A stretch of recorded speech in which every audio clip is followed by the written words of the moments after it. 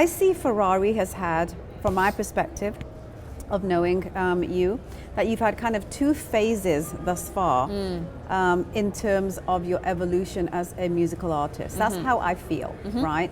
5 years ago, when I first met you, there was this very, mainstream pop R&B vibe about you. Now with your most recent album, there's almost like a story that's being told about life. Yes. So let's talk a little bit about bridging the gap between these two phases of who you are. Yeah. Everyone, I feel that all artists, especially in our community, start in this genre because it's like that comfortable R&B, hip hop, dance vibe. Yeah.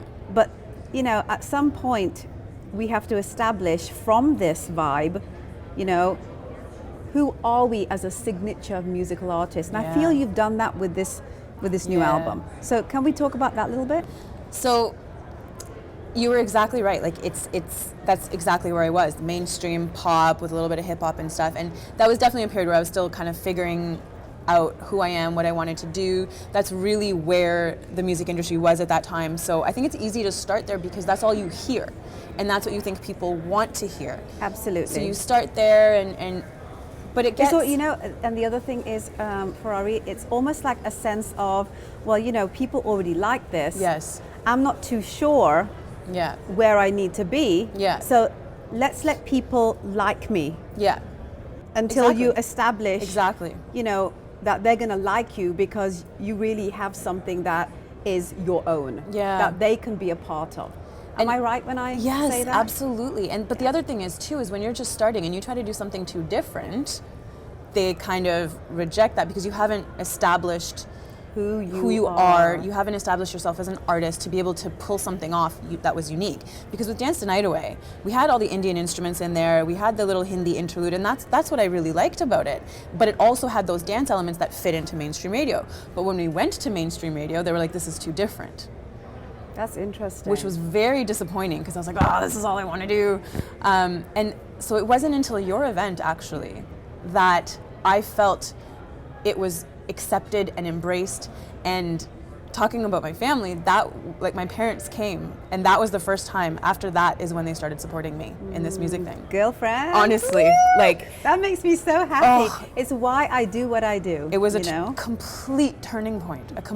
They'd seen the video. My dad got so mad. They were like, "What are you doing? You're wasting all your money, everything." And then they just saw the lights and the camera and how people were receiving me and how we put on the show, and they hugely respected you and what I saw in you as well, and honestly, it was a change. It was a complete turning point.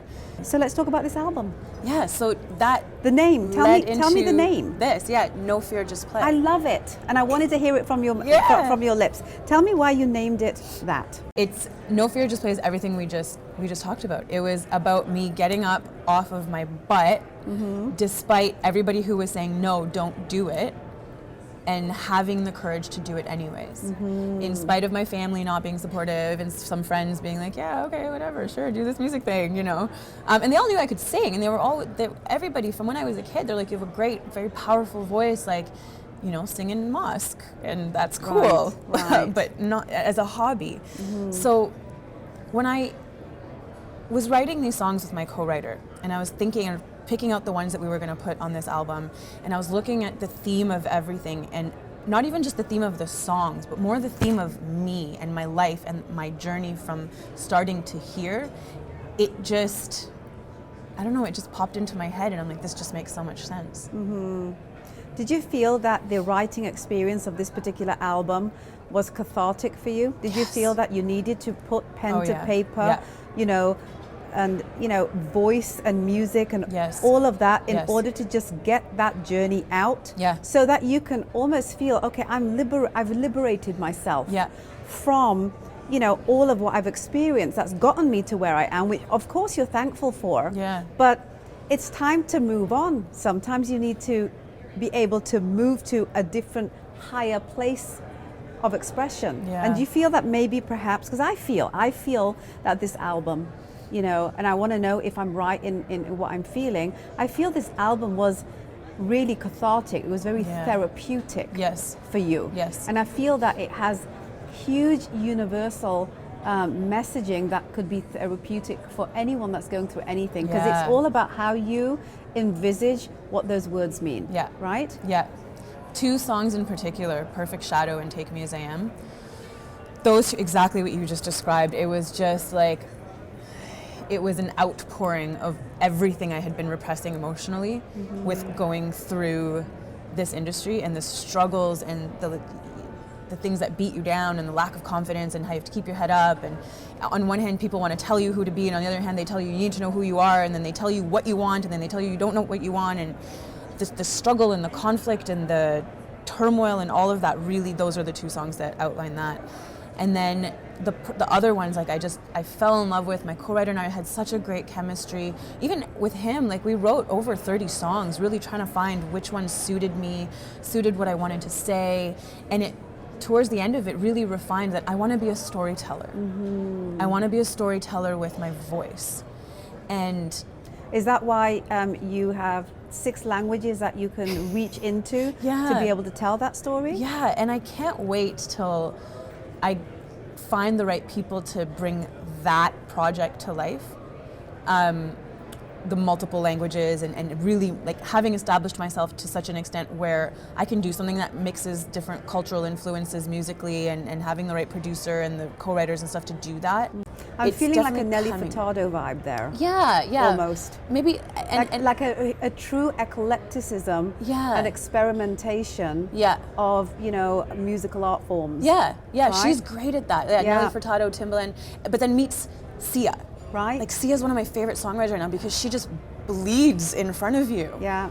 And next year I'm going to start working on my album. Yes. And I've already started writing some songs for it that are just, I can't even believe it. Like the vulnerability that's coming out of my mouth and into my lyrics is going to be something completely different. Why do you feel that needs to happen for you, the vulnerability aspect? Because it's something that I've struggled with forever. Like there's just something that, and I don't know if it's part of our culture, I think a lot of it is part of our culture, just the need to be perfect. Like you said, the need to be a good girl, to look proper, to be proper. It's funny because there's a song on the album too called Little Good Girl, which is all about the bad girl that wants to come out of you in the face of your good girl. But I've always had this need to be perfect, to be, to be admired, to be validated. And so the more and more I can strip away those layers, and that was the thing with Perfect Shadow. And Perfect Shadow is still, like, it was very poetic and mysterious and a bit dark, but the ones that I'll be working on for the album are just going to be stripping away those layers because it's more than just therapeutic for me. It's in here, like, and when it comes out, it's in the soul. Yeah, now you'll know who I am, and it's like my soul is fulfilling its purpose, as opposed to holding back. And it's even more of the no fear, just play, like just stripping away the layers of fear and being content in your anger, in your sadness, in your embarrassment, in your shame, in your happiness, in whatever it is, and feeling more confident in your soul's purpose versus looking good for the people around you. Absolutely, and that's the hardest thing that we have to do as humans in any culture, regardless of gender, regardless of how we've been brought up. We all always come back to that naked, feeling that where is it in what we're taught and what we are learning, which are 2 very different things sometimes. Do I reside? Right? What would be your message to other girls like you? And I'm going to say girls because girls have a very different challenge than guys do. What would you say to other girls that haven't gotten to where you've gotten to, where you feel that vulnerability, if I may say, and I believe you believe this, where you feel that vulnerability is strength and is courage? What would you say to girls that haven't gotten there yet? At the beginning, it was a very fake it till you make it kind of thing. Fake the confidence. Like anybody who's ever known me has thought I'm the most confident person in the world, not knowing how many insecurities I've had since I was a kid. Right. So the fake it till you make it helps you just go day by day. But it really is a facade that will eventually break down. And I think and we want it to break down. It's I feel, that's what I was gonna say, I honestly feel that life's journey, the journey in the universe as humans, is to break down the facade of everything that we are to finally realize who we are. Yeah. I don't think you can any other way. I think it's deliberate that we go through this process. Yeah. But a lot of us don't have the courage to do so. So you have. You are on that journey with yourself, right? So bringing you back in closing, what would be that one thing that you would say that helped you get there? I want the girls to know. Yeah, I think it's being okay with having that breakdown. Because you have to dig a hole before something beautiful can sprout. You have to know who you are at rock bottom.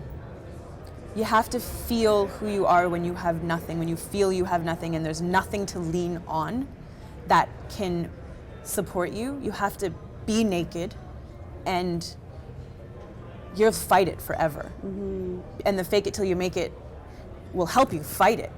But if you can just not be scared of that, have that breakdown. Yeah. Let the people go, let the supports go, let the crutches, that's what I mean to say, the crutches, just drop them down for a second and break down completely. And if you don't feel empty and numb and you're not bawling your eyes out and having some sort of crazy mental breakdown, it's not enough. Like, you haven't gone deep enough. Mm-hmm. Because that is the deepest part of you, and that's from where you will rebuild, and you'll never forget that moment. So no matter what happens, all this and that happens after it, you'll know that you've built from the foundation up. Absolutely. You're not just masking things on top of each other.